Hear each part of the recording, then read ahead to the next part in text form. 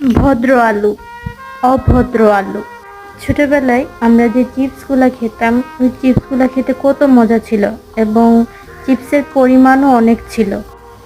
কিন্তু এখন এই চিপসগুলোর স্বাদ একদম চেঞ্জ হয়ে গেছে। তার সাথে চিপসের পরিমাণও খুব কমে গেছে। ওই যে হলুদ প্যাকেটের ওই চিপসগুলা, যেগুলো দিয়ে আঙুলে আংটি পরতাম, তারপরে খেতাম, ওই চিপসগুলোর স্বাদও খুব চেঞ্জ হয়ে গেছে। এই চিপসগুলোতে এখন অনেক বেশি লবণ ব্যবহার করে, যার কারণে আমার কাছে অনেক নোনতা মনে হয়। তাই আমি নিজে এইভাবে চিপস বানিয়ে খাই। Thanks for watching.